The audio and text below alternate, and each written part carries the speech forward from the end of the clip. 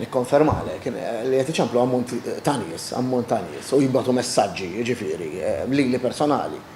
Li qed ikun hemm kliem skont huma razzista fuq il-mezzi soċjali, qed tifhem fuq Facebook primarjament, u mhux jittieħdu passi u jew biex jittieħdu passi qed jitolbu. Iva, l ħaġa ngħid iva. Iva hemm kliem li huwa razzista. Straight and play, hemm kliem li huwa razzista u kliem li huwa legali u għandha tittieħed passi. Naf li hemm investigazzjonijiet mill-pulizija u l-investigazzjonijiet mhux daqshekk easy biex tagħmilhom speċjalment fejn jidħol Facebook, eċetera. Din hija kumpanija Amerikana u ċertu liġijiet Ewropej iridu jiġu updated bir-rispett kollu, però huwa kliem illegali huwa kliem razzista. Però mhux il-kliem kollu mbagħad huwa razzista per se, għax imbagħad in-nies jeżaġeraw u kull min jagħti opinjoni fuq xi ħaġa jgħidulu ismu inti razzist. Biex ikun kliem li jaqa' taħt il-kategorija razzista sewwa, kull min bi kliem mela b'imġieba ta' teddid, abbużiv jew insolenti, jeżebixxi materjal miktub jew stampat, eċċetera. Biħsieb, importanti hawnhekk, biħsieb li qajjem mibeda jew violenza razzjali. Right? U bir-rispett kollu wkoll, il-kliem jew violenza razzjali fuq il-bażi ta' ġeneru, l-orjentazzjoni sessuali, mhux fuq il-kulur tal-ġilda biss, wieħed minnhom, jew fuq l-immigrazzjoni, bir-rispett kollu fuq il-lingwa, fuq l-oriġini etnika, fuq il-reliġjon, fuq it-twemmin jew l-opinjoni politika, fuq l-opinjoni politika u twemmin, hemm razziżmu sfrenat. Għax hekk inti żomma partit, jew għandek opinjoni fuq partit, hemm min ħaddar in-nies kontra tiegħek. U dik hija mbagħad il-kliem li qed jgħid dak li jkun irid ikun tali mod illi qajjem violenza iħeġġeġ għal violenza jew beda razzjali, għalhekk bir-rispett kollu. Min jitkellem isma' oqtluhom, aħarquhom, erquhom, dak kollu huwa qed tinċita inti għal violenza, qed tinċita għal mibeda, però minn banda l-oħra jekk jien għandi opinjoni u ngħid isma' jiena ma naqbilx mas-sitwazzjoni, pereżempju tal-immigrazzjoni, jiena ma naqbilx illi l-Ewropa tittekil jasewwa l-addament, isma' jiena ma naqbilx. Dak bir-rispett kollu dik opinjoni mbagħad, mhux qed qajjem mibeda inti. U bir-rispett kollu wkoll. Hemm kliem ieħor li huwa razzista u ħadd ma jitkellem fuq imbagħad rajnih ukoll aħna ta' nies nirraħ daw li qed jaħarqu n-nar tal-festi jolew b'kollox. Inti qed tħeġġeġ għal mibeda kontra dawn in-nies apparti tixtieq ħsara inti jew tinsulenta dawn in-nies jew tajjarhom inti ta' second class jew l-istess tal-kaċċa fil-waqt illi jekk hemm ħafna reati ta' kaċċa fis-sens li nqattlu tjur protetta, eċetera.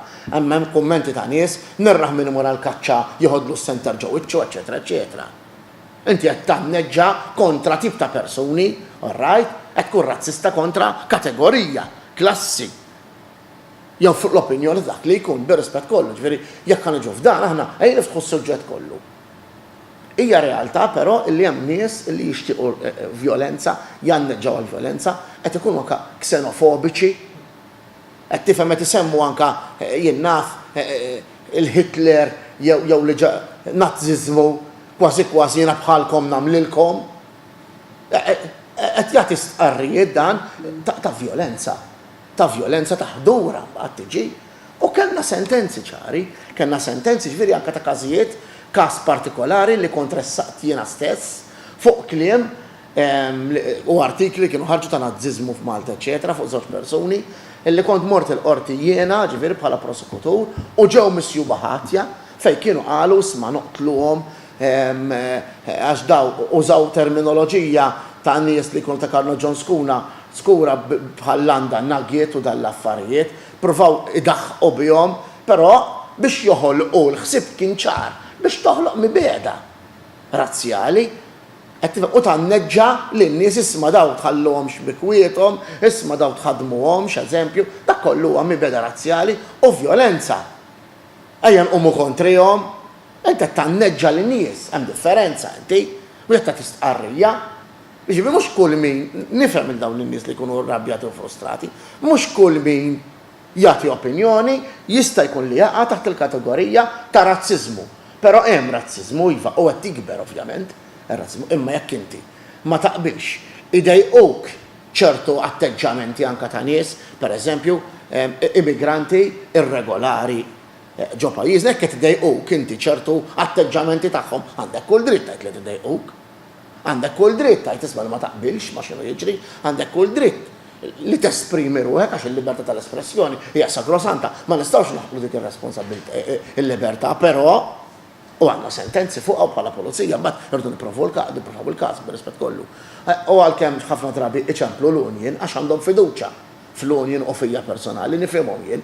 U għalhekk qed nispjega kif qed tistaqsuni intom, però dak li nkiteb u jintqal irid ikun bil-ħsieb li qajjem bibeda jew violenza razzjali. Urdu nġibu dik it-tali prova, na? U ħafna minnu kif qed nitkellmu huwa ċar li violenza razzjali qed tgħidlu erqhom, oqtluhom, ħallhom jerqu, aħarquhom, iggassjawhom, qed nuża terminoloġija li tintuża jien ta' tfawlhom l-għaġtu minn banda l-oħra mbagħad. Hemm ċertu anke NGOs li fl-opinjoni tiegħek kważi huma tkunu razzisti wkoll. Għax li inti ma tistax titkellem mbagħad, jew tippretendi li tagħmel li trid. Allura mbagħad mod ieħor jew kull min jesprimi ruħu tiġi tgħid li inti razzista.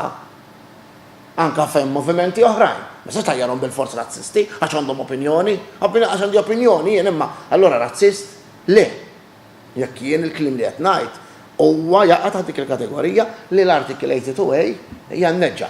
Anke fil-libertà tal-istampa kien hemm sentenzi fejn ġurnalisti ġew misjubaħat jagħmel qrat inferjuri, però fl-appell ġew assolti għax kienet analiżi li għamlu, analiżi pereżempju anke fil-Van Nofsani u dal-affarijiet. Ma se nisma' inti razzista kontra l-Lut jew kontra l-Palestinjani jew kontra l-Afrikani jekk inti tagħmel analiżi.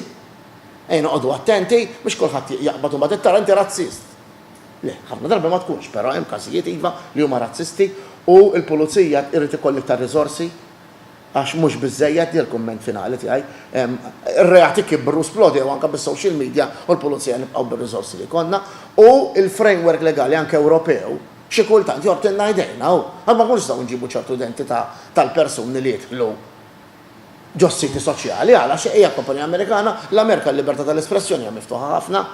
Mhux framework Ewropew u l-Ewropa trid tintervjeni biex ikun hemm bażi ħalli nkunu nistgħu nġibu iktar materjal minnu dal-bniedem. Fake profiles qed jinfatħu kemm iridu, jitkellmu għoxxien, jitkellmu b'mod jiena ngħid abominevoli u mhux qed ikun nistgħu nġibuhom u jafu li ma nistgħux nġibuhom allura jibqgħu jagħmlu. Mela allura anke l-istat il-gvern irid jafas speċjalment fuq l-Ewropa minn hemmhekk irridu li jkun hemm frameworks iktar adattati jew jekk irduna vera naħdmu u di mhux Malta biss. Hija mal-Ewropa kollha ta' biex birrispett isu hawn Malta biss. Jien nara fuq siti Taljani il-kliem razzista li jkun hemm huwa enormi u inkredibbli. Irid investigaw ukoll. U fuq skala ħafna kbar mbagħad nitkellmu pajjiżi kbar iktar.